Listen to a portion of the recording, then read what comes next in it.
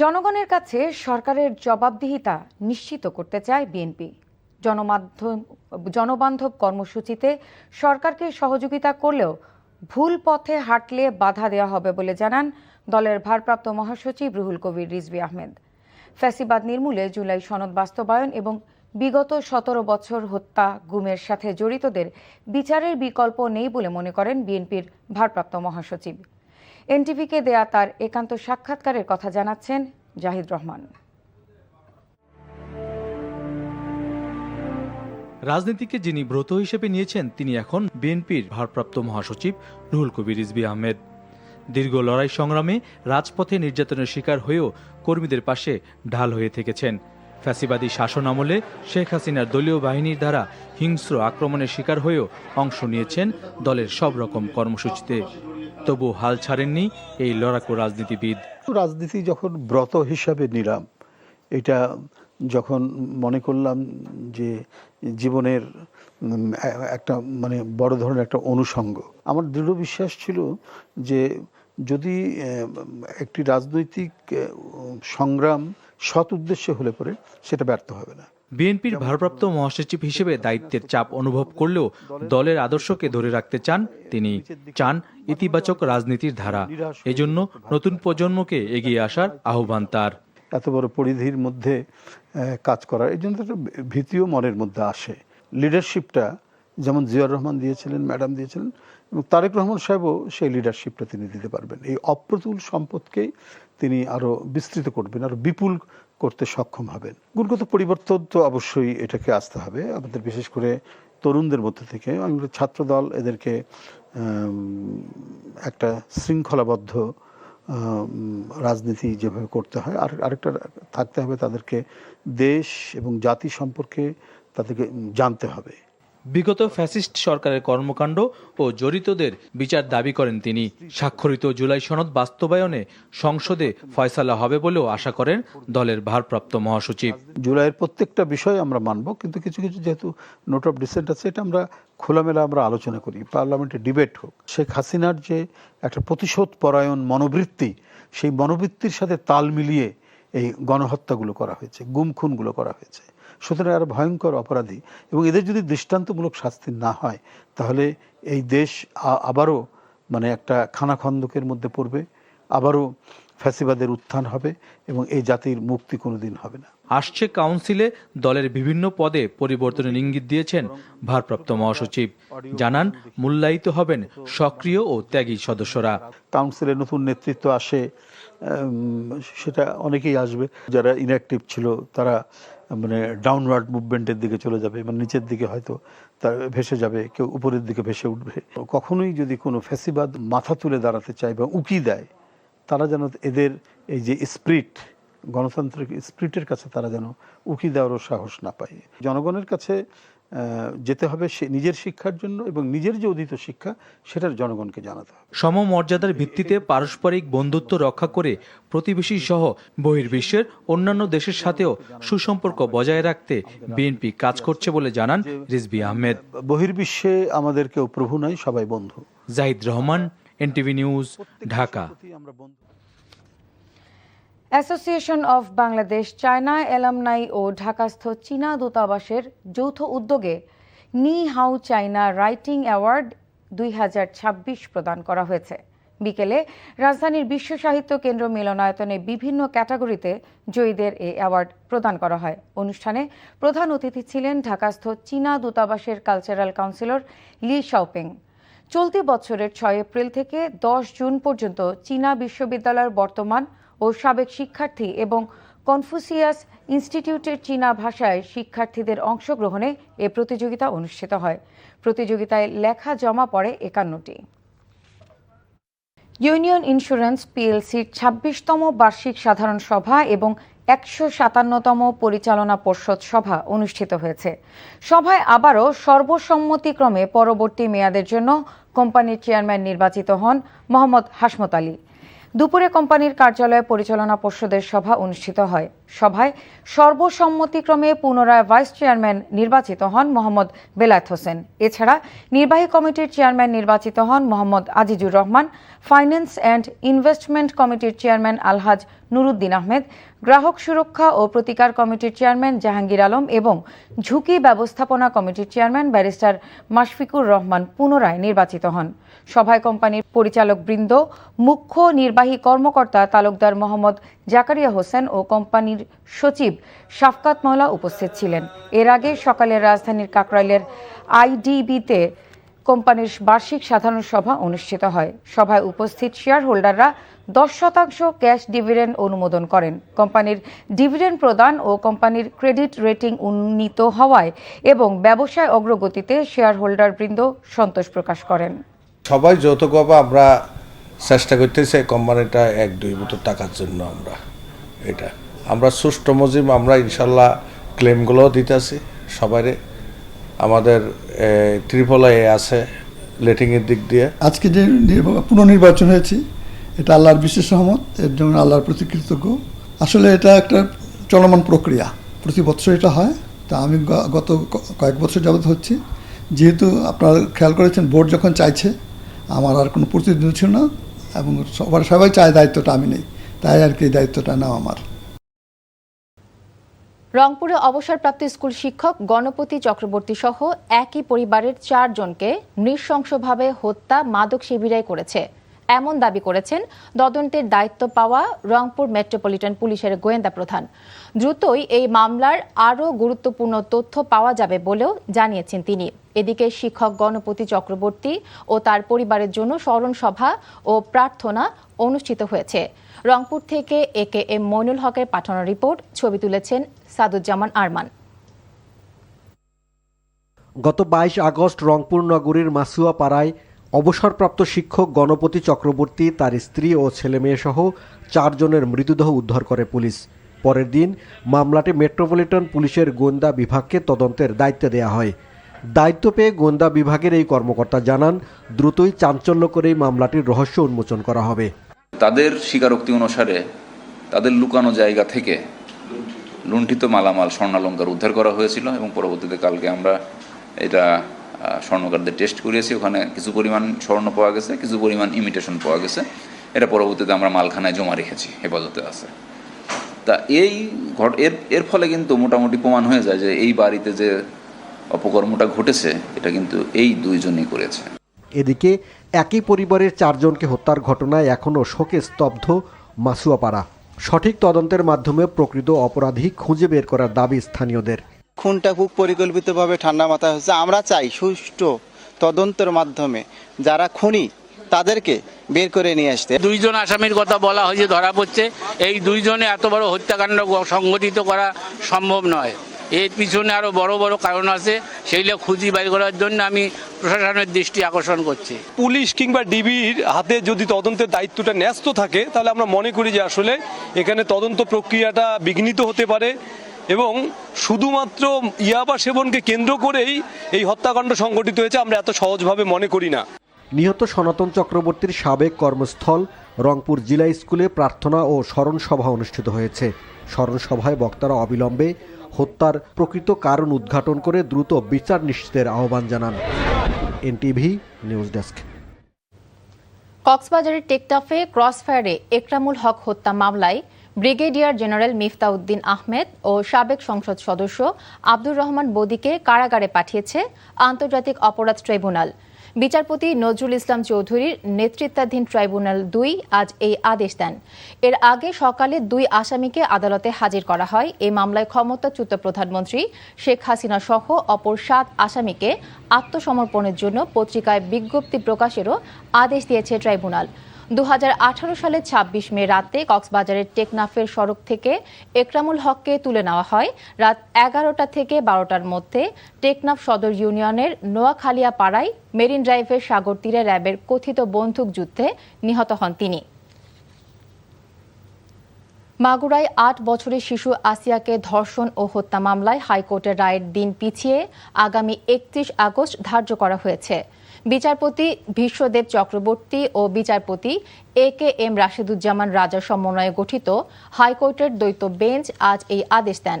গতকাল আপিলের শুনানি শেষ হলে রায়ের জন্য আজ দিন নির্ধারণ করে আদালত। এই মামলায় আপিলের শুনানি শুরু হয় গত 11 আগস্ট থেকে। মাগুরা শহরে বোনের বাড়িতে বেড়াতে গিয়ে গত বছরের 5 মার্চ রাতে ধর্ষণের শিকার হয় 8 বছরের শিশু আসিয়া। বোনের শ্বশুর হিটু শেখ শিশুটিকে ধর্ষণের পর হত্যারও চেষ্টা চালায়। 8 দিন হাসপাতালে অচেতন থাকার পর 13 মার্চ ঢাকার সম্মিলিত সামরিক হাসপাতালে মৃত্যু হয় আসিয়ার। এ ঘটনায় শিশুটির মা বাদী হয়ে হিটু শেখ সহ 4 জনের বিরুদ্ধে মামলা করেন। সিলেট উন্নয়ন কর্তৃপক্ষের আনুষ্ঠানিক উদ্বোধন করেছেন গৃহায়ন ও গণপূর্ত মন্ত্রী জাকারিয়া তাহের। দুপুরে সিলেট জেলা পরিষদ মিলনায়তনে আয়োজিত সুধী সমাবেশে গণপূর্ত মন্ত্রী জাকারিয়া তাহের, শিল্প ও বাণিজ্য মন্ত্রী খন্দকার আব্দুল মুক্তাদির সহ সিলেট উন্নয়ন কর্তৃপক্ষের চেয়ারম্যান, গৃহায়ন ও গণপূর্ত প্রতিমন্ত্রী, সংসদ সদস্যরা এবং গণ্যমান্য ব্যক্তিবর্গরা উপস্থিত ছিলেন। এ সময় বক্তারা বলেন, প্রধানমন্ত্রীর নির্দেশনায় সিলেট নগরীর আশপাশের উপজেলাগুলোকেও পর্যায়ক্রমে পরিকল্পিত নগরায়নের আওতায় নিয়ে আসা হবে বলে জানান। সেপ্টেম্বরের প্রথম সপ্তাহে খুলে দেওয়া হচ্ছে দেশের দীর্ঘতম উড়াল সড়ক ঢাকা আশুলিয়া এলিভেটেড এক্সপ্রেসওয়ের একাংশ। সংশোধিত প্রকল্পের আওতায় বাইপাইলে হচ্ছে দৃষ্টিনন্দন 3তলা ইন্টারচেঞ্জ। আশুলিয়া বাজার থেকে ধৌর বেড়িবাঁধ পর্যন্ত বিদ্যমান সড়কটিও থাকছে না, ফলে টোল ছাড়াই সার্ভিস লেন ধরে পাড়ি দেওয়া যাবে তুরাগ নদ। আরও জানাচ্ছেন জাহিদুর রহমান। রাজধানীর অন্যতম ব্যস্ত প্রবেশদ্বার আশুলিয়া হয়ে দেশের উত্তর ও উত্তর পশ্চিমাঞ্চলের সঙ্গে দ্রুত যোগাযোগ করতে 2022 সালের 12 নভেম্বর শুরু হয় 24 কিলোমিটার দীর্ঘ ঢাকা আশুলিয়া এলিভেটেড এক্সপ্রেসওয়ে নির্মাণ কাজ। নানা জটিলতার অবসানের পর জুলাই পর্যন্ত শেষ হয়েছে প্রকল্পের 72 ভাগ কাজ। চ্যালেঞ্জ ছিল, আমাদের টাকা পয়সার সংস্থান ছিল না। এই বছরটাই আমাদের যে দুর্ভোগ হলো জনগণের, একটু আমরা চেষ্টা করেছি কিন্তু নির্মূল করতে পারিনি। আমরা এই জন্য দুঃখ প্রকাশ করছি। আগামী 1 মাসের মধ্যে একটা দৃশ্যমান অগ্রগতি হবে। দ্বিতীয় সংশোধনীতে 54.1% বেড়ে বর্তমানে প্রকল্পটির নির্মাণ ব্যয় দাঁড়িয়েছে 27,000 কোটি টাকারও বেশি। সংশোধিত প্রকল্পে ড্রেনেজ, ভূগর্ভস্থ বৈদ্যুতিক লাইন ছাড়াও বিমানবন্দরের 3 নম্বর টার্মিনালের সঙ্গে সংযোগ স্থাপিত হচ্ছে। ধৌর থেকে আশুলিয়া এটা আগামী সপ্তাহেই বলতে পারেন সেপ্টেম্বরের শুরুতেই আমরা এটা খুলে দেব যানবাহন। মাঝখানের যে 4 লেন এলিভেটেড এক্সপ্রেসওয়ে করব, ওখানে পাইলিংয়ের কাজ শুরু করব। এই সার্ভিস লেন 2টা এখনও টোল ফ্রি, ভবিষ্যতে টোল ফ্রি থাকবে। চলতি বছরের জুনের মধ্যে শেষ হবার কথা থাকলেও 4 বছর বাড়িয়ে প্রকল্পের মেয়াদ নির্ধারণ করা হয়েছে 2030 সালের জুন পর্যন্ত। তবে প্রকল্পের সুফল পেতে অপেক্ষা করতে হবে 2028 সালের জুন পর্যন্ত, এমনটি আশ্বস্ত করেছেন প্রকল্প সংশ্লিষ্টরা। Zahidur Rahman, NTV news, Dhaka. Engine বিকল হয়ে গভীর সমুদ্রে ভাসতে থাকা ফিশিং ট্রলার সহ 12 জন জেলেকে জীবিত উদ্ধার করেছে কোস্টগার্ড। দুপুরে কোস্টগার্ডের মিডিয়া কর্মকর্তা লেফটেন্যান্ট কমান্ডার সাব্বির আলম সুজন জানান, গত 23 আগস্ট FB মায়ের দোয়া নামক একটি ফিশিং ট্রলার 12 জন জেলে নিয়ে মাছ ধরতে সুন্দরবনের দুবলা চর থেকে 12 নটিক্যাল মাইল দক্ষিণ গভীর সমুদ্রে যায়। এরপর ট্রলারটির ইঞ্জিন বিকল হয়ে গভীর সাগরে ভাসতে থাকে। পরবর্তীতে ট্রলারটি ভাসতে ভাসতে মোবাইল নেটওয়ার্কের মধ্যে আসলে গতকাল সন্ধ্যায় একজন জেলে ট্রলার মালিককে কল দিয়ে বিষয়টি জানান। এরপর কোস্টগার্ডের সহায়তায় উদ্ধার অভিযান শুরু করেন।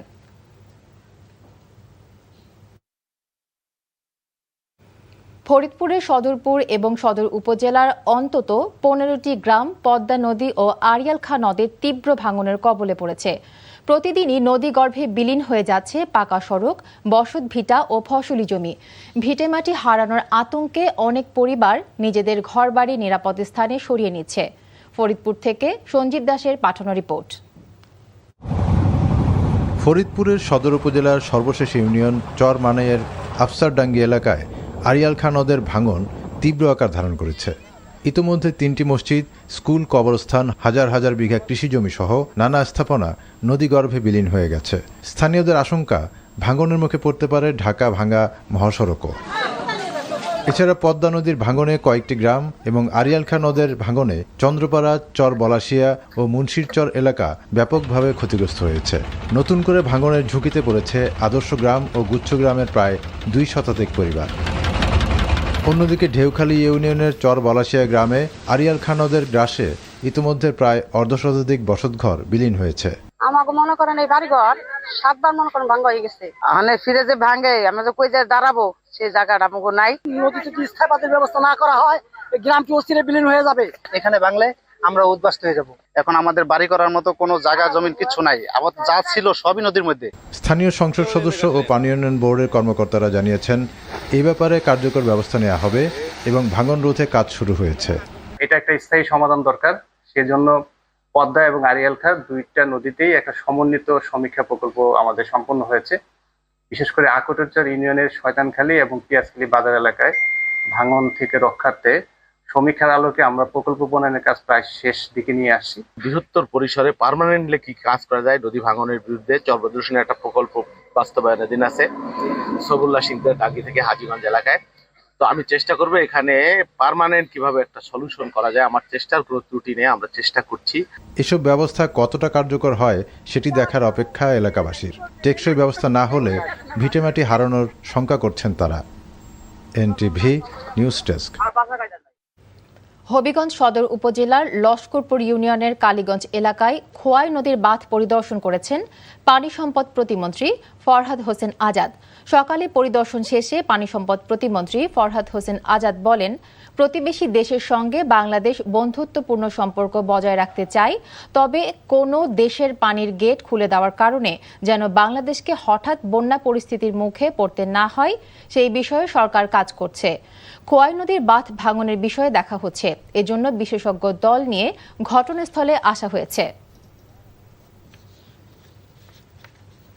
দুর্নীতির বিরুদ্ধে প্রতিরোধ গড়ে তোলা ও চ্যালেঞ্জ নেওয়ার কথা জানিয়ে পানি সম্পদ মন্ত্রী শহীদ উদ্দিন চৌধুরী অ্যানি বলেছেন, দুর্নীতির বিরুদ্ধে চ্যালেঞ্জ নেওয়া হয়েছে।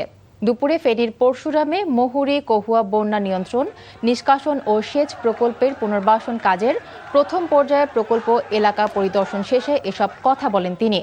বর্ষা মৌসুমে ভারত কোনো ধরনের বার্তা না দিয়ে উজানের পানি ছেড়ে দেওয়ার বিষয়ে মন্ত্রী বলেন, প্রতিবেশী ও বন্ধুত্বপূর্ণ দেশ হিসেবে বাংলাদেশের প্রতি ভারতের আরও দায়িত্বশীল হওয়া প্রয়োজন। বন্ধুত্বের সম্পর্ক কতটা ইতিবাচক হওয়া দরকার, ভারতকে তা বিবেচনা করতে হবে। বিএনপির প্রতিষ্ঠাতা জিয়াউর রহমান ও বিএনপির সাবেক চেয়ারপারসন খালেদা জিয়ার কবরে শ্রদ্ধা নিবেদন করেছেন রাঙামাটি পার্বত্য জেলা পরিষদের পুনর্গঠিত 15 সদস্যের নতুন পরিষদ। পরে তাদের আত্মার মাগফিরাত কামনা করেন তারা। এ সময় উপস্থিত ছিলেন পার্বত্য চট্টগ্রাম বিষয়ক মন্ত্রণালয়ের মন্ত্রী সাচিং প্রুজেরি এমপি, ভূমি ও পার্বত্য চট্টগ্রাম বিষয়ক মন্ত্রণালয়ের প্রতিমন্ত্রী ব্যারিস্টার মীর মোহাম্মদ হেলাল উদ্দিন। গত বৃহস্পতিবার জেলা পরিষদের অন্তর্বর্তীকালীন নতুন পরিষদ গঠন করে পুরনো পরিষদ বিলুপ্ত করা হয়। নতুন পরিষদে জেলা বিএনপির সভাপতি দীপন তালুকদার দীপুকে চেয়ারম্যান মনোনীত করে 14 জনকে সদস্য নিযুক্ত করা হয়। দিনাজপুর সরকারি গোডাউন থেকে কর্তৃপক্ষের অনুমতি ছাড়াই সার বিক্রির অভিযোগে স্টোর কিপারকে আটক করেছে পুলিশ। সোমবার রাতে ঊর্ধ্বতন কর্তৃপক্ষের অনুমোদন ছাড়াই 327 মেট্রিক টন সার বিক্রি করেন স্টোর কিপার আক্তারুল ইসলাম। এই ঘটনা জানাজানি হলে তাকে আটক করে পুলিশ। বিক্রি করা সারের দাম প্রায় 75 লাখ টাকা। দিনাজপুর কোতোয়ালি থানায় মামলা দায়ের করা হয়েছে। আটক স্টোর কিপার আক্তারুল ইসলামকে আদালতের মাধ্যমে জেল হাজতে পাঠিয়েছে পুলিশ। বাগেরহাটে 59টি চোরাই মোবাইল ফোন উদ্ধার করেছে পুলিশ। চুরির সঙ্গে জড়িত থাকার অভিযোগে আটক করা হয়েছে 4 জনকে। গতরাতে ফকিরহাট সদরের রেজাউর রহমান পলাশের পুষ্প টেলিকমে অভিযান চালিয়ে এসব মোবাইল উদ্ধার করা হয়। সকালে বাগেরহাট পুলিশ সুপার হাসান মোহাম্মদ নাসের রিকাবদার জানান, প্রতিটি মোবাইল ফোনের আলাদা IMEI নম্বর থাকে, যার মাধ্যমে ফোনটি শনাক্ত করা যায়। চোর চক্রের সদস্যরা চুরি করা মোবাইলের IMEI নম্বর পরিবর্তন করে সেগুলো বিক্রি করে আসছিল। অভিযানের সময় চক্রের 4 সদস্যকে আটক করা হলে আরও 3 জন পলাতক রয়েছে। বাংলাদেশ মোটর পার্টস ও টায়ার টিউব ব্যবসায়ী সমিতির উদ্যোগে ব্যবসায়ীদের উপর হামলা, চাঁদাবাজি সহ বিভিন্ন ধরনের হয়রানির প্রতিবাদে মানববন্ধন কর্মসূচি পালিত হয়েছে। দুপুরে 1 ঘণ্টা ব্যাপী সদরঘাটের পুরাতন ঢাকার north Brooke hall road, Liaquat Avenue, Victoria park road সহ বিভিন্ন এলাকার মোটর পার্টস, টিউব ও লুব্রিকেন্ট ব্যবসায়ীরা এই মানববন্ধনে অংশগ্রহণ করেন। মানববন্ধনে বক্তারা বলেন, এলাকায় বিভিন্ন ধরনের সন্ত্রাসী, চাঁদাবাজ এবং মামলাবাজদের হয়রানির কারণে সাধারণ মানুষ অতিষ্ঠ হয়ে পড়েছে। তাই আইন শৃঙ্খলা বাহিনীর সহযোগিতা কামনা করছেন তারা। 150টি গুমের অভিযোগের একটিরও তদন্ত শেষ না হওয়ায় হতাশা প্রকাশ করেছেন মায়ের ডাকের সমন্বয়ক ও সংসদ সদস্য সানজিদা ইসলাম তুলি। তিনি অভিযোগ করেন, অন্তর্বর্তী সরকারের সময়ে রাজনৈতিক বিবেচনায় জামায়াতে ইসলামের যারা গুম হয়েছিল তাদের অভিযোগ গুরুত্ব দিয়ে বিচারের ব্যবস্থা করা হয়েছে।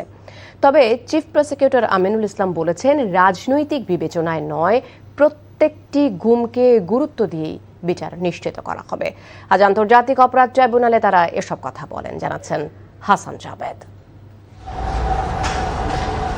জুলাই আগস্ট আন্দোলনে শেখ হাসিনা সরকারের পতনের পর আন্তর্জাতিক অপরাধ ট্রাইব্যুনাল পুনর্গঠন করা হয়। এরপর গুম হওয়া পরিবারগুলোর সংগঠন মায়ের ডাকের পক্ষ থেকে 150টি গুমের অভিযোগ ট্রাইব্যুনালের প্রসিকিউশনের কাছে জমা দেওয়া হয়। গত 2 বছরে এসব অভিযোগের তদন্তের অগ্রগতি কী তা জানতে মায়ের ডাকের সমন্বয়ক সানজিদা ইসলাম তুলির নেতৃত্বে গুমের শিকার 30টি পরিবার চিফ প্রসিকিউটরের সাথে দেখা করেন। এ সময় তারা তদন্তের অগ্রগতি নিয়ে হতাশা প্রকাশ করে বর্তমান চিফ প্রসিকিউটরের আন্তরিকতার প্রশংসা করেন। বলেন, বিগত অন্তর্বর্তী সরকারের সময় গুমের অভিযোগ রাজনৈতিক বিবেচনায় নেওয়া হয়েছে। ট্রাইব্যুনাল গঠন করার পরে নেওয়া হলো, তখন এক বছর 3 মাসেও কোনো কিছু মুভ করেনি। কেন? এইখানে আমার মনে হয় আমাদেরকে রাজনৈতিক উদ্দেশ্যে বাইরে গিয়ে কাজ করার দরকার ছিল, যেটা হয়নি। আমাদের আশা ছিল যখন বিচার কার্য শুরু হবে তখন সবার জন্য একসাথে হবে। সিলেকশনটা শুধুমাত্র আইসিটি ট্রাইব্যুনাল থেকে কেন 3টা কেসকে প্রমিনেন্টলি ইনভেস্টিগেশন দিয়ে সেটা থেকে সাজার মধ্যে আনা হয়েছিল, জামাতের 3টা কেসকে। চিফ প্রসিকিউটর জানান, আওয়ামী লীগ সরকারের আমলে 250 জনের গুমের ঘটনার তদন্তের গতি বাড়াতে 5 জন বিশেষ তদন্ত কর্মকর্তা কাজ করছেন। রাজনৈতিক বিবেচনায় নয়, সব গুমেরই সঠিক তদন্ত করে বিচার করা হবে। জামাতে ইসলামের একজন মানুষ কি গুমের শিকার হয়েছেন, নাকি বিএনপির পরিবারের একজন মানুষ গুমের শিকার হয়েছেন, আমি এইভাবে সেপারেট করে দেখতে চাই না। আমি দেখতে চাই যারাই গুমের শিকার হয়েছেন তারা গুম পরিবারের সদস্য। এইভাবেই আমাদেরকে দেখা উচিত। 3টি বিচার আমাদের এখানে চলছে, সেটি হচ্ছে যে ব্রিগেডিয়ার আজমি অথবা ধরেন ব্যারিস্টার আরমান সহ এরকম কয়েকটি বিচার যারা চলছে, তারা কাকতালীয়ভাবে হোক আর যেভাবেই হোক তারা হয়তো একটি দলের অনুসারী, কিন্তু এর মানে এই নয় যে বিএনপির যারা ভিকটিমের শিকার হয়েছেন তাদের বিচারটা হবে না, এরকম না। যেসব গুমের পরিবারের সদস্যদের আছে আমরা একই মাপকাঠিতে বিচার করছি সবগুলো। এদিকে কক্সবাজারের টেকনাফে কাউন্সিলর একরামুল হক হত্যা মামলায় ব্রিগেডিয়ার জেনারেল মিফতাউদ্দিন আহমেদ ও সাবেক সংসদ সদস্য আব্দুর রহমান বদিসহ 4 আসামিকে কারাগারে পাঠানোর নির্দেশ দিয়েছে ট্রাইব্যুনাল 2। আর পলাতক শেখ হাসিনা সহ বাকি 7 আসামিকে আত্মসমর্পণের জন্য পত্রিকায় বিজ্ঞপ্তি প্রকাশেরও আদেশ দিয়েছে tribunal. Hasan Jabed, NTV news, Dhaka. ফাঁসির দণ্ডপ্রাপ্ত সাবেক প্রধানমন্ত্রী শেখ হাসিনাকে ফিরিয়ে দেবার বিষয়ে ভারতের আদালতের দ্বারস্থ হলে বিষয়টি আসামিদের জন্য সুখকর হবে না বলে মন্তব্য করেছেন তথ্যমন্ত্রী ব্যারিস্টার আন্দালিব রহমান পার্থ। আজ তথ্য মন্ত্রণালয়ের সাপ্তাহিক সংবাদ সম্মেলনে তিনি এমন মন্তব্য করেন। আর প্রধানমন্ত্রীর তথ্য উপদেষ্টা ডক্টর জাহিদুর রহমান, জ্বালানিতে ভর্তুকি দেয়া না কিছুটা লোডশেডিং সহ্য করা কোনটি শ্রেয় সেটি জনগণকে উপলব্ধি করার আহ্বান জানিয়েছেন। চীনের কাছ থেকে অত্যাধুনিক যুদ্ধ বিমান কেনার প্রক্রিয়া সরকার এগিয়ে নিচ্ছে বলেও জানান তিনি। নজরানা চৌধুরীর রিপোর্ট। ভারতে অবস্থানরত সাবেক প্রধানমন্ত্রী শেখ হাসিনাকে ফিরিয়ে নিয়ে আসার বিষয়ে কোনো অগ্রগতি আছে কিনা এমন প্রশ্ন করা হয় নবনিযুক্ত তথ্যমন্ত্রীকে। জবাবে তিনি বলেন, বর্তমান সরকার শুধু শেখ হাসিনা নয়, সকল পলাতক আসামিকে ফিরিয়ে আনতে চায়। সরকার হয়তো পলিটিক্যালি এখন ওই দায়ভার নিতে চাচ্ছেন না বলে এটা জুডিশিয়ারির উপরে দিয়ে দিচ্ছেন। তো আমার মনে হয় যে ওনার জন্য এই সংবাদটা খুব একটা সুখকর হবে না। বাট আমাদের তো দাবি একটাই, সেটা হলো যে শুধুমাত্র উনি কেন, প্রত্যেককে আমরা ফেরত চাই। তথ্য মন্ত্রণালয় আয়োজিত সাপ্তাহিক সংবাদ সম্মেলনে প্রধানমন্ত্রীর তথ্য উপদেষ্টা এই মুহূর্তে 13 লাখ টন সারের মজুদ আছে উল্লেখ করে বলেন, দেশে সারের কোনো সংকট নেই, তবে বিতরণ ব্যবস্থায় পরিবর্তন আনায় এক ধরনের অস্থিরতা আছে। সারের মজুদ নিয়ে কোনো সমস্যা নেই, কিছুটা সমস্যা বিতরণে আছে এবং আপনারা এটুকু সংবাদ মাধ্যমের কর্মীরা জানেন, সরকার বিতরণ ব্যবস্থায় কিছু পরিবর্তন আনতে যাচ্ছে, যেটা কৃষক এবং জনগণের স্বার্থে। সেটা নিয়ে কিছুটা অস্থিরতা, কিছু নতুন প্রসেসের সাথে অ্যাডজাস্ট করার সমস্যা, এগুলো হচ্ছে। কোনো ডিলার তার প্রতি অ্যালটেড যে পরিমাণ সার আছে সেটা তারা উত্তোলন করছেন না। এই ধরনের কিছু ঘটনার কারণে কোনো জায়গায় কিছু সমস্যা তৈরি হচ্ছে, তবে আমরা আশা করি এটা খুব বেশি কন্টিনিউ করবে না। দেশে চলমান জ্বালানি সংকটের কথা তুলে ধরে তথ্য উপদেষ্টা বলেন, গ্যাস সরবরাহ পরিস্থিতি ধীরে ধীরে উন্নতি হচ্ছে, তবে পুরোপুরি স্বাভাবিক হতে সময় লাগবে। দিনের শেষে আমরা অনেক বেশি গ্যাস এনে মারাত্মক রকম সাবসিডি দেব, নাকি আমরা কিছুটা লোডশেডিং মেনে নেব? শর্ট টার্মের কথা বলছি, আমি বলছি না এটা আমাদের চিরকাল করতে হবে। সেই সিদ্ধান্তের একটা জায়গায় আমার মনে হয় আমাদের আসতে হবে। আমরা জনগণকে আমাদের প্রতি অন্তত খানিকটা সহানুভূতিশীল থাকার অনুরোধ করব, আমরা সর্বোচ্চ চেষ্টা করছি। অস্থিরতার একটা সম্ভাবনা আছে, আমি আবারও বলি, যতই বলি না কেন দোষ আমাদের না, ইট ইজ ফ্যাক্ট, কিন্তু মানুষের তো কষ্ট হচ্ছে, মানুষের জীবিকায় টান পড়ছে। সো এই ঝুঁকি তো থাকে, সেই কারণেই সরকার এই নিরাপত্তার ব্যবস্থাগুলো প্রয়োজনে নেবে। দেশের বিভিন্ন স্থানে তৌহিদি জনতার নামে সাংস্কৃতিক কর্মকাণ্ড বন্ধের হুমকি দেয়া হচ্ছে, এমন বিষয়ে সরকারের বক্তব্য জানতে চাইলে তথ্যমন্ত্রী বলেন, যেগুলি ঘটেছে তা বিচ্ছিন্নভাবে ঘটেছে, আগের থেকে পরিস্থিতির উন্নতি হয়েছে বলেও দাবি করেন তিনি। বিটিভি এবং সরকারের যে সংসদ টিভি এটসেট্রা আছে, সেখানে শুধু সরকারের সংসদ সদস্যদের এবং মন্ত্রীদের খবর যাবে তা কিন্তু না, আনুপাতিক হারে opposition members in parliament and opposition parties out of parliament, তাদের খবরও প্রচার করতে হবে আনুপাতিক হারে। Nazrana Chowdhury, NTV news, Dhaka. পবিত্র ঈদে মিলাদুন্নবী সাল্লাল্লাহু আলাইহি ওয়াসাল্লাম উপলক্ষে দেশবাসী সহ মুসলিম উম্মাহর প্রতি আন্তরিক শুভেচ্ছা জানিয়েছেন প্রধানমন্ত্রী তারেক রহমান। সামাজিক যোগাযোগ মাধ্যমে দেয়া বার্তায় তিনি বলেন, মহানবী হযরত মুহাম্মদ সাল্লাল্লাহু আলাইহি ওয়াসাল্লামের শুভাগমন মানব সভ্যতার ইতিহাসে অনন্য ও মহিমান্বিত ঘটনা। তার আবির্ভাব মানুষের জন্য সত্য ও আলোর দিগন্ত উন্মোচন করেছিল। তিনি মানুষকে তাওহীদের দিকে আহ্বান করার পাশাপাশি সত্য, ন্যায়, সাম্য, ভ্রাতৃত্ব, মানবিকতা ও শান্তির শিক্ষা দিয়েছেন। তার পবিত্র জীবন ও কর্ম মানব জাতির জন্য চিরন্তন পথনির্দেশ ও অনুসরণীয় আদর্শ হয়ে আছে। প্রধানমন্ত্রী বলেন, জাতি, বর্ণ, গোত্র, ভাষা ও সামাজিক অবস্থানের বিভেদ অতিক্রম করে মানুষের মর্যাদা ও অধিকার প্রতিষ্ঠায় জোর দিয়েছেন মহানবী হযরত মুহাম্মদ সাল্লাল্লাহু আলাইহি ওয়াসাল্লাম। রাষ্ট্রপতি মির্জা ফখরুল ইসলাম আলমগীরের সাথে সৌজন্য সাক্ষাৎ করেছেন 3 বাহিনী প্রধানগণ। সেনাবাহিনী প্রধান জেনারেল ওয়াকারুজ্জামান, নৌবাহিনী প্রধান অ্যাডমিরাল খন্দকার মেজবাউল আজিম এবং বিমান বাহিনী প্রধান air chief marshal Hasan Mahmud Khan বঙ্গভবনে গিয়ে রাষ্ট্রপতির সাথে সাক্ষাৎ করেন। সাক্ষাতে 3 বাহিনীর প্রধান রাষ্ট্রপতিকে অভিনন্দন জানান। এ সময় নিজ নিজ বাহিনীর কার্যক্রম সম্পর্কে অবহিত করেন তারা। সশস্ত্র বাহিনীর সর্বাধিনায়ক হিসেবে দায়িত্ব পালনে রাষ্ট্রপতির দিক নির্দেশনা এবং সহযোগিতাও কামনা করেন।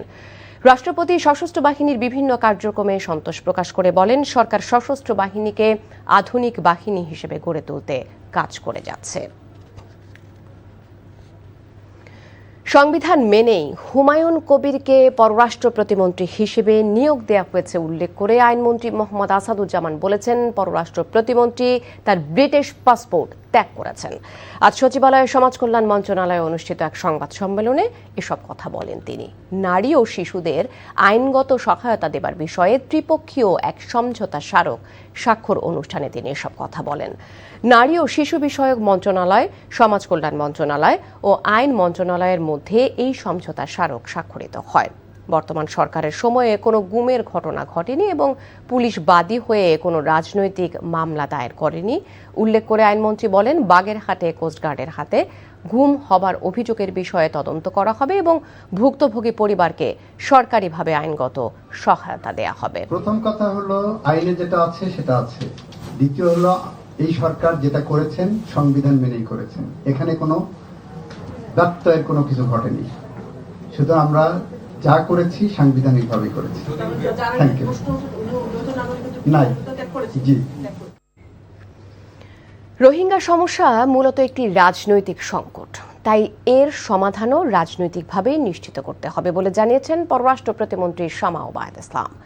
সকালে পররাষ্ট্র মন্ত্রণালয়ে আয়োজিত এক সংবাদ সম্মেলনে হিউম্যান রাইটস ওয়াচের প্রতিবেদনের প্রেক্ষিতে প্রতিমন্ত্রী জানান, দল মত নির্বিশেষে দেশের সকল নাগরিকের মানবাধিকার সুরক্ষাই সরকারের মূল লক্ষ্য। তিনি আরও উল্লেখ করেন, রোহিঙ্গা সংকট নিরসনে মিয়ানমারের সঙ্গে আনুষ্ঠানিক ও অনানুষ্ঠানিক উভয় মাধ্যমেই যোগাযোগ বজায় রয়েছে। পাশাপাশি চীনের পক্ষ থেকে জোরালো সহযোগিতার প্রতিশ্রুতি পাওয়া গেছে এবং মালয়েশিয়া ও তুরস্ক সহ অন্যান্য মুসলিম দেশকে সঙ্গে নিয়ে কূটনৈতিক চাপ সৃষ্টির প্রক্রিয়া চলছে।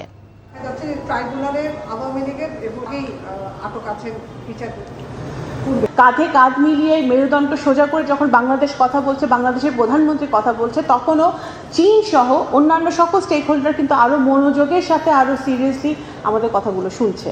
তো এই জন্য আমরা আশা করি যে বর্তমান প্রেক্ষাপট আগের প্রেক্ষাপট হচ্ছে একটু ভিন্ন, যে এখন যেহেতু বাংলাদেশে একটি নির্বাচিত সরকার, আমাদের নেগোসিয়েশনের জায়গাটা আমাদের আরও শক্ত হয়েছে। এদিকে কক্সবাজারের উখিয়ায় রোহিঙ্গা ক্যাম্পে নিরাপদ মর্যাদাপূর্ণ প্রত্যাবাসন এবং গণহত্যার আন্তর্জাতিক বিচারের দাবিতে হাজারো রোহিঙ্গার অংশগ্রহণে বিশাল সমাবেশ অনুষ্ঠিত হয়েছে। সংকটের 9 বছর পূর্তি ও জেনোসাইড ডে উপলক্ষে উখিয়া টেকনাফের বিভিন্ন ক্যাম্পে বিশেষ সমাবেশ পালন করেছে রোহিঙ্গারা। নিজ দেশে নিরাপদ ও মর্যাদাপূর্ণ প্রত্যাবাসনের দাবিতে সকালে বিভিন্ন ব্লক থেকে নারী, পুরুষ ও শিশুরা ব্যানার, প্ল্যাকার্ড হাতে মিছিল নিয়ে সমাবেশে যোগদান করে। সমাবেশ থেকে মিয়ানমারে নিরাপদ ও মর্যাদাপূর্ণ প্রত্যাবাসন, নাগরিকত্ব এবং মৌলিক অধিকার নিশ্চিত করার জোর দাবি জানানো হয়। এ সমাবেশ থেকে আন্তর্জাতিক মহলের প্রতি টেকসই প্রত্যাবাসনে আকুল আবেদন জানিয়েছেন তারা।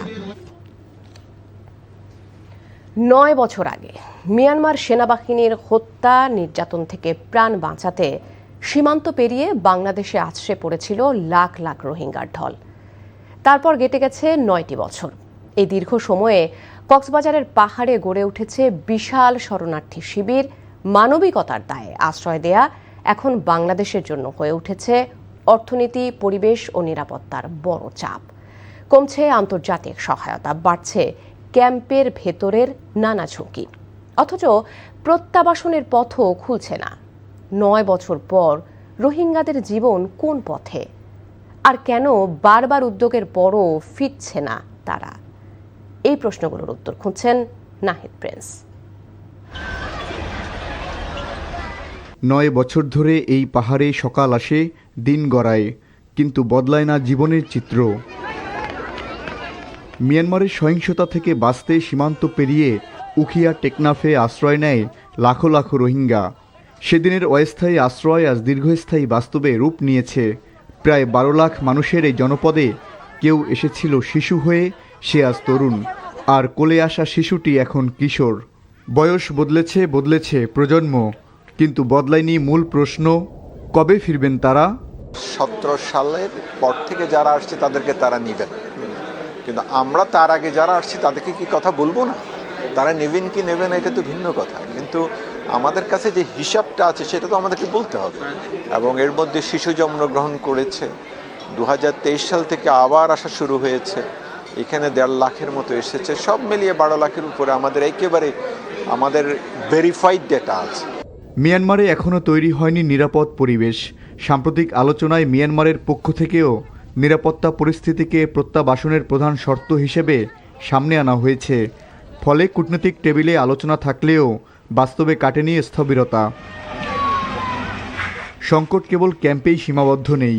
হাজার হাজার একর বনভূমি ও পাহাড় কেটে গড়ে ওঠা বসতির কারণে চরম পরিবেশগত হুমকিতে পড়েছে পুরো কক্সবাজার অঞ্চল।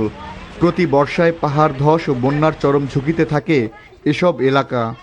আমাদের সরকারের জন্য বড় সমস্যা হচ্ছে আইন শৃঙ্খলা রক্ষা করা, কারণ এটার জন্য কোনো সেক্টর নাই, কোনো ইউএন এজেন্সি নাই, কোনো এনজিও নেই।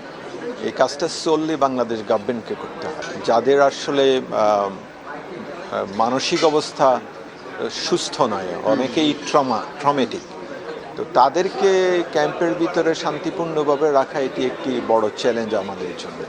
9 বছর আগে তারা এসেছিল বাঁচতে, 9 বছর পরও তারা অপেক্ষা করছে ফিরে যাওয়ার জন্য। কিন্তু সেই ফেরা যেন শুধু সীমান্ত পেরোনো নয়, প্রয়োজন নিরাপত্তা, প্রয়োজন নাগরিক অধিকার, প্রয়োজন মর্যাদা। Nahid Prince, NTV news, Dhaka. গণভোটের রায় বাস্তবায়ন, জুলাই গণহত্যার বিচার, বিদ্যুৎ ও জ্বালানি এবং সার সংকটের দ্রুত সমাধান ও দ্রব্যমূল্যের ঊর্ধ্বগতি রোধের দাবিতে আগামী 5 সেপ্টেম্বর ঢাকা থেকে চট্টগ্রামের উদ্দেশ্যে লং মার্চ কর্মসূচি করবে 11 দলীয় ঐক্য। দুপুরে রাজধানীর মগবাজারে জামায়াতে ইসলামের কেন্দ্রীয় কার্যালয়ে সংবাদ সম্মেলনে দলের সেক্রেটারি জেনারেল মিয়া গোলাম পারওয়ার এই কর্মসূচির বিষয় তুলে ধরেন। বলেন, জুলাই জাতীয় সনদ বাস্তবায়নে গড়িমসি, গণভোটের রায় বাস্তবায়নের অনীহা, সরকারের অব্যবস্থাপনায় তেল, গ্যাস, বিদ্যুৎ ও জ্বালানি সংকটে নাকাল দেশ। তিনি জানান, সিন্ডিকেটের কারণে নিত্যপণ্যের বাজার অস্থিতিশীল, যা নিয়ন্ত্রণে ব্যর্থ হচ্ছে সরকার। জনগণের এসব দাবি আদায়ের লক্ষ্যে পর্যায়ক্রমে সারা দেশে লং মার্চ কর্মসূচি পালন করবে 11 দলীয় ঐক্য। দাবির তো কোনো শেষ নেই, জনগণের দুর্ভোগেরও শেষ নেই। প্রথম হচ্ছে গণভোটের গণরায় বাস্তবায়ন, এটা আমাদের প্রথম দাবি। 2 হচ্ছে জুলাই গণহত্যার বিচার। 3 হলো বিদ্যুৎ, তেল, গ্যাস ও দেশে বিরাজমান সার সংকট নিরসন, এটা আমাদের এই লং মার্চের দাবি। 4, নিত্য প্রয়োজনীয় দ্রব্যমূল্যের ঊর্ধ্বগতি রোধ করা, সংকীর্ণ দলীয়করণের প্রতিবাদ এবং এটা বন্ধ করা। এই 6টা দাবি আমরা আমাদের প্রধান দাবি হিসেবে লং মার্চের কর্মসূচিতে আমরা উল্লেখ করেছি। পবিত্র ঈদে মিলাদুন্নবী সাল্লাল্লাহু আলাইহি ওয়াসাল্লাম উপলক্ষে জাতীয় মসজিদ বায়তুল মোকাররমে ইসলামিক ফাউন্ডেশনের উদ্যোগে সিরাতুন্নবী সাল্লাল্লাহু আলাইহি ওয়াসাল্লাম অনুষ্ঠানমালার উদ্বোধন করছেন রাষ্ট্রপতি মির্জা ফখরুল ইসলাম আলমগীর। দর্শক, আমরা সরাসরি চলে যাচ্ছি অনুষ্ঠানে।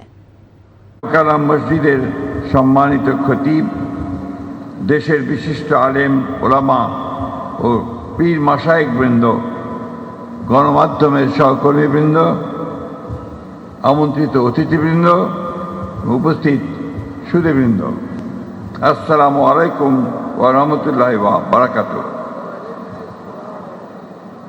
পবিত্র ঈদে মিলাদুন্নবী সাল্লাল্লাহু আলাইহি ওয়াসাল্লাম উপলক্ষে ইসলামিক ফাউন্ডেশন আয়োজিত পক্ষকালব্যাপী সিরাতুন্নবী সাল্লাল্লাহু আলাইহি ওয়াসাল্লাম অনুষ্ঠানমালার শুভ উদ্বোধন উপলক্ষে আমি দেশবাসী এবং বিশ্বের সকল মুসলমানকে জানাই আন্তরিক শুভেচ্ছা ও মোবারকবাদ। ঈদে মিলাদুন্নবী সাল্লাল্লাহু আলাইহি ওয়াসাল্লাম সারা বিশ্বের মুসলমানদের জন্য অত্যন্ত পবিত্র ও মহামান্বিত সময়। এই মহতী পবিত্র অনুষ্ঠানে উপস্থিত হতে পেরে আমি মহান রাব্বুল আলামিনের দরবারে অশেষ শুকরিয়া আদায় করছি। সর্বকালের সর্বশ্রেষ্ঠ মানব, বিশ্ব মানবতার মুক্তির দূত আমাদের প্রিয় নবী হযরত মুহাম্মদ সাল্লাল্লাহু আলাইহি ওয়াসাল্লামের প্রতি জানাই অগণিত সালাম ও দরুদ। একই সঙ্গে ইসলামের সকল নবী ও রাসূল, নবী সাল্লাল্লাহু আলাইহি ওয়াসাল্লামের পরিবার পরিজন, সাহাবায়ে কেরাম, তাবেঈন, তাবেঈন, সকল মুমিন মুসলমানের রুহের মাগফিরাত ও শান্তি কামনা করছি।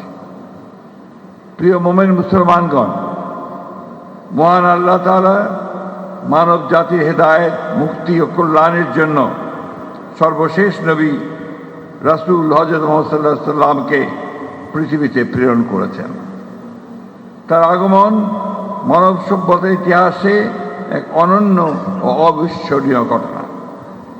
তিনি সমগ্র বিশ্বের জন্য রহমত স্বরূপ। পবিত্র কোরআনে মহান আল্লাহ বলেন, আমি আপনাকে সমগ্র বিশ্ব জগতের জন্য রহমত স্বরূপ প্রেরণ করেছি। সূরা আল আম্বিয়া আয়াত 107। হযরত মুহাম্মদ সাল্লাল্লাহু আলাইহি ওয়াসাল্লামের জীবন ও আদর্শ বিশ্ব মানবতার জন্য চিরন্তন পথনির্দেশ। তার চরিত্রে সত্যবাদিতা, ন্যায়পরায়ণতা, ক্ষমাশীলতা, সহনশীলতা, মানবিকতা ও ও পরম মমত্ববোধের অনন্য সমন্বয় ঘটেছিল। দরিদ্র, এতিম, অসহায় ও নিপীড়িত মানুষের প্রতি তিনি ছিলেন মমতাশীল। নারী, শিশু, প্রতিবেশী, মেহনতি মানুষের অধিকার আদায়ে তিনি দিয়ে গেছেন সুস্পষ্ট নির্দেশনা। তিনি মানুষকে শিখিয়েছেন ধর্ম, বর্ণ, গোত্র, ভাষা, অঞ্চল কিংবা সামাজিক অবস্থানের কারণে কোনো মানুষকে অবজ্ঞা করা যাবে না। দর্শক, পবিত্র ঈদে মিলাদুন্নবী সাল্লাল্লাহু আলাইহি ওয়াসাল্লাম উপলক্ষে আয়োজিত অনুষ্ঠানে রাষ্ট্রপতির বক্তব্যের অংশবিশেষ শুনছিলেন। আসন্ন স্থানীয় সরকার নির্বাচন স্বচ্ছ ও গ্রহণযোগ্য করতে সবকিছু করা হবে বলে জানিয়ে নির্বাচন কমিশনার আবুল ফজল মোহাম্মদ সানাউল্লাহ বলেছেন, প্রতিদ্বন্দ্বিতাপূর্ণ নির্বাচন নিশ্চিত করা হবে। বলেন, স্থানীয় নির্বাচনকে সহিংসতা মুক্ত রাখতে জাতীয় নির্বাচনের মতো রাজনৈতিক দলগুলোর সদিচ্ছা থাকতে হবে, জানাচ্ছেন শিউলি রায়। ত্রয়োদশ জাতীয় সংসদ নির্বাচন পর্যবেক্ষণের প্রতিবেদন প্রকাশ ও অংশীজনদের সঙ্গে সংলাপের আয়োজন করে alliance for free election and democracy. মঙ্গলবার রাজধানী একটি হোটেলে এই সংলাপে উপস্থিত ছিলেন নির্বাচন বিশেষজ্ঞ, দেশি বিদেশি পর্যবেক্ষণ সংস্থা, দাতা সংস্থা, নাগরিক সমাজ এবং নির্বাচনের সঙ্গে সম্পৃক্ত অংশীজনের প্রতিনিধিরা। এই সময় নির্বাচনী কার্যক্রম ও ফলাফলের সঙ্গে বিভিন্ন বিষয়ে সুপারিশ তুলে ধরা হয়। It's also particularly timely as Bangladesh prepare for the next phase of its electoral cycle. অনুষ্ঠানে উপস্থিত হয়ে সংসদ সদস্যরা আগামীতে সংসদে নারীর প্রতিনিধিত্ব বাড়ানোর আহ্বান জানান। সেই সঙ্গে সংসদ নির্বাচনে কমিশনের পক্ষপাতিত্বমূলক আচরণের অভিযোগও করেন জামাতের এমপি। ভোট গণনায় অস্বচ্ছতা এবং অনিরপেক্ষতার কারণে এই তিনটা সিট আমাদেরকে হারাইতে হয়েছে। বিপুল পরিমাণ পোস্টাল ভোট ইলেকশন কমিশনার বাতিল করেছেন এবং সামনে যে ইলেকশন হবে লোকাল গভর্নমেন্ট, এই ইলেকশন কমিশন কিভাবে ম্যানেজ করবেন, পলিটিক্যাল পার্টিটা কি করবেন, এটা একটি বড় প্রশ্ন। কারণ আমি এটাও মনে করি না যে ইলেকশন কমিশনের হাতে এমন জাদুকরী বাহিনী আছে যারা সবকিছু করে ফেলবেন। পরবর্তী নির্বাচন এখনো কিভাবে হবে আমরা তো জানি না। এই জিনিসগুলো দেখা যাচ্ছে তত্ত্বাবধায়কের হাতে যাবে নাকি নির্বাচিত সরকারি নির্বাচন পরিচালনা করবে, এই নানা ধরনের দ্বিধার কারণে নির্বাচন ব্যবস্থার সংস্কার অন্যতম একটা কঠিন কাজ বাংলাদেশে। যত বেশি নারীদের আপনারা নমিনেট করবেন, রাজনীতি তত বেশি মানি মাসলের কবল থেকে বের হয়ে আসবে। প্রধান অতিথির বক্তব্যে ইসি সানাউল্লাহ বলেন, স্থানীয় সরকার নির্বাচন সহিংসতা মুক্ত রাখতে চায় ইসি। ত্রয়োদশ জাতীয় সংসদ নির্বাচন 12 ফেব্রুয়ারি যদি কোনো কারণে অনন্য হয়ে থাকে, এটা হচ্ছে ল্যাক অফ ভায়োলেন্সের জন্য। টোটাল নির্বাচনে আমাদের ফ্যাটালিটি হয়েছে দুটো। একটা হচ্ছে আমরা 11ই ডিসেম্বর আমরা তফসিল ঘোষণা করেছি, 12 তারিখে শহীদ ওসমান হাদিকে টার্গেটেড শুটিং করা হয়, but it is not technically electoral violence, এটা কিন্তু টার্গেট শুটিং। আর দ্বিতীয়টা হচ্ছে শেরপুরে দুটো রাজনৈতিক দলের চেয়ার দখল নিয়ে কেন্দ্র করে মারামারি হয়ে প্রার্থী নন, প্রার্থী মারা গেছেন পরে হার্ট অ্যাটাক করে, ওটা অন্য জিনিস। It has been possible to keep it non violent, এবং এটা সম্ভব হয়েছে রাজনৈতিক দলের সদিচ্ছার কারণে। NTV news, Dhaka. ক্ষমতাচ্যুত আওয়ামী লীগ সরকারের সাবেক ভূমিমন্ত্রী সাইফুজ্জামান চৌধুরীর বিরুদ্ধে 141 কোটি টাকা পাচারের অভিযোগে আরও 3টি মামলা করেছে দুদক। দুপুরে দুদক কার্যালয়ে আয়োজিত সংবাদ সম্মেলনে এমন তথ্য জানান সংস্থাটির উপপরিচালক আক্তারুল ইসলাম। তিনি বলেন, এ নিয়ে সাইফুজ্জামান চৌধুরী জাবেদ ও তার সহযোগীদের বিরুদ্ধে মোট 600 কোটি টাকা লোপাটের অভিযোগে 33টি মামলা করেছে দুর্নীতি দমন কমিশন। আক্তারুল ইসলাম আরও জানান, ইসলামী ব্যাংক থেকে ঋণের নামে 141 কোটি টাকা পাচারের অভিযোগে জাবেদ সহ 29 জনকে আসামি করা হয়েছে। এদিন সাবেক ডেপুটি স্পিকার শামসুল হক টুকুর ছেলে ও পাবনার বেড়া পৌরসভার সাবেক মেয়র SM আসিফ শামসের বিরুদ্ধে সম্পদ বিবরণী জমা না দেওয়ার মামলা করেছে দুদক। প্রথম ও দ্বিতীয় সিজনের সফলতা এবং দর্শক জনপ্রিয়তাকে গুরুত্ব দিয়ে তৃতীয়বারের মতো শুরু হতে যাচ্ছে এনটিভির জনপ্রিয় বিউটি এক্সপার্টদের নিয়ে reality show Momtaz herbal products presents secret beauty expert season 3। সৌন্দর্য শিল্পে লুকায়িত বিউটিশিয়ানদের নান্দনিক শিল্পবোধ ও সৌন্দর্য বিষয়ক নানা অজানা তথ্য দর্শকদের সামনে প্রতিযোগিতার মাধ্যমে তুলে ধরাই এই আয়োজনের মূল লক্ষ্য। দেশসেরা 3 জন সিক্রেট বিউটি এক্সপার্ট মমতাজ হারবালের পক্ষ থেকে পাবেন নগদ অর্থ ও আকর্ষণীয় পুরস্কার, জানাচ্ছেন ফাহাদ মোহাম্মদ। দেশের বিভিন্ন স্থানে লুকিয়ে থাকা বিউটি এক্সপার্টদের প্রতিভার মূল্যায়ন এবং আধুনিক জীবনযাত্রায় সৌন্দর্যের গুরুত্ব তুলে ধরতে তৃতীয়বারের মতো শুরু হতে যাচ্ছে বিউটি এক্সপার্টদের নিয়ে reality show Momtaz herbal products presents secret beauty expert season 3। ইতোমধ্যে মমতাজ হার্বাল প্রোডাক্টস নিজস্ব তত্ত্বাবধানে প্রতিযোগিতার জন্য সারা দেশ থেকে রেজিস্ট্রেশন ও বাছাইয়ের মাধ্যমে 120 জন সেরা বিউটিশিয়ান বাছাই করেছে, যাদের মধ্য থেকে চূড়ান্ত বাছাইয়ের মাধ্যমে সেরা 36 জনকে নিয়ে শুরু হবে reality show secret beauty expert season 3। ওনাদেরকে কিভাবে আমরা আসলে সমাজের পিছনে পড়া মানুষ পিছনে থাকে, অন্ধকারে থাকে, বাট তারা অনেক পরিশ্রম করে কিভাবে সামনে নিয়ে আসা যায়। আমি মনে করি আগামীতে যেটা আসছে 3 নম্বর, এটাও সুন্দর হবে। আর এনটিভি সবসময় আপনাদের সাথে আছে, মমতাজ হারবালের সাথে। এবারও প্রতিযোগিতায় বিচারক হিসেবে দায়িত্ব পালন করবেন বিউটি এক্সপার্ট ও পার্সোনার ম্যানেজিং ডিরেক্টর কানিজ আলমাস খান এবং বানথাই অ্যান্ড বারবার বিউটি সেলুনের কর্ণধার কাজী কামরুল ইসলাম। সুন্দর একটা প্রতিযোগিতা শুরু হয়েছে তাদের মধ্যে, যে তারা এই প্রোগ্রামে আসার জন্য নিজেদেরকে আরও যোগ্য হিসাবে তৈরি করে কম্পিটিশনে আসছে। জমি জমা বিক্রি করে বিদেশে গিয়ে আমি পেঁয়াজ কাটবো, প্লেট ধোবো, তার চেয়ে আমি যদি এই কাজটা সুন্দরভাবে শিখে আমার দেশেই একটা ছোট্ট করে যদি ব্যবসা শুরু করতে পারি, দ্যাট ইজ মোর প্রেস্টিজিয়াস। কয়েক ধাপে বিউটি এক্সপার্ট প্রতিযোগিতার মধ্য দিয়ে সিক্রেট বিউটি এক্সপার্ট নির্বাচন করা হবে। দেশসেরা 3 জন সিক্রেট বিউটি এক্সপার্টরা মমতাজ হারবালের পক্ষ থেকে পাবেন নগদ অর্থ ও আকর্ষণীয় পুরস্কার। আপনারা আগের দুটো সিজন অবশ্যই দেখবেন, সেখানে বিচারকেরা কি ধরনের প্রত্যাশা করেছেন প্রতিযোগিতার কাছ থেকে সেগুলো আপনারা ভালো করে জেনে নিজেকে সেভাবে প্রস্তুত করে আসবেন। বিভিন্ন ধাপে প্রতিযোগিতার মাধ্যমে প্রতিযোগীদের মানে বিউটি এক্সপার্ট খুঁজে বের করা, এবং প্রত্যেকটা ধাপে আশা করি আমরা নতুন কিছু চমক দিতে পারব। Momtaz herbal products presents secret beauty expert reality শোটি এনটিভির আয়োজনে এবং মমতাজ হার্বাল প্রোডাক্টসের সহযোগিতায় অনুষ্ঠিত হবে। Fahad Mohammad, NTV news, Dhaka. হাতাহাতি করেও পার পেয়ে যাচ্ছেন বাংলাদেশ অনূর্ধ্ব 20 ফুটবল দলের কোচ জেরার্ড জোন্স। চুক্তি বাতিলের গুঞ্জন ছড়িয়ে পড়লেও শৃঙ্খলা ভঙ্গের দায়ে তাকে দলের দায়িত্ব থেকে সরিয়ে দিতে যাচ্ছে বাফুফে। সেক্ষেত্রে অনূর্ধ্ব 20 এশিয়ান কাপ কোয়ালিফায়ার্সে ডাগআউটে দেখা যেতে পারে জেরার্ডের সঙ্গে দ্বন্দ্বে জড়ানো আতিকুর রহমানকেই, জানাচ্ছেন নিলয় মজুমদার। গত 10 আগস্ট বেতন সংক্রান্ত সমস্যা নিয়ে অভিযোগ জানিয়ে পরবর্তীতে সহবিরোধী বক্তব্য দিয়ে আলোচনায় আসেন অনূর্ধ্ব 20 দলের কোচ জেরার্ড জোন্স। এরই মাঝে গত বুধবার সহকারী কোচ আতিকুর রহমানের সঙ্গে তর্ক হাতাহাতিতে রূপ নিলে পুলিশের সহায়তা নেন যুবদলের ব্রিটিশ কোচ। এমন অবস্থায় মঙ্গলবার বরখাস্ত হয়েছেন জোন্স, এমন সংবাদ ছড়িয়ে পড়ে বিভিন্ন গণমাধ্যমে। বাতিল হয় পূর্ব নির্ধারিত সংবাদ সম্মেলনও, যদিও নিজেই সামাজিক যোগাযোগ মাধ্যমে সেসব সম্ভাবনা উড়িয়ে দিয়েছেন Jones. There's a lot of nonsense being published online. I've spoken to BFF. আমার ফুটবল ক্যারিয়ারে এমন অভিজ্ঞতার সামনে আগে পড়িনি। ফেডারেশন থেকে বরখাস্ত করার বিষয়ে আমাকে কিছুই বলা হয়নি। এই তথ্যগুলো কোথা থেকে আসছে তাও আমি জানি না, কিন্তু প্রশ্ন হলো এসব করে লাভ কি? I don't know where the information's coming from, but also why is that helpful? এদিকে জোন্সের সঙ্গে চুক্তি বাতিল নয়, বরং শৃঙ্খলা ভঙ্গের দায়ে তার বিরুদ্ধে ব্যবস্থা নেওয়ার কথা জানিয়েছেন বাফুফের টেকনিক্যাল কমিটির চেয়ারম্যান। ব্যক্তিগতভাবে কোনো একটা টিমের সাথে একজনের সাথে একটা ঝগড়া হয়, সে বিষয়টা তো একটা শৃঙ্খলা ভঙ্গের জন্য আমরা শাস্তির ব্যবস্থা রাখবই যে কোনোভাবেই। এর আগেও দেখছেন যে আমরা বিভিন্ন সময় হলো এই ধরনের ঘটনা ঘটলে আমরা ব্যবস্থা নিয়েছি।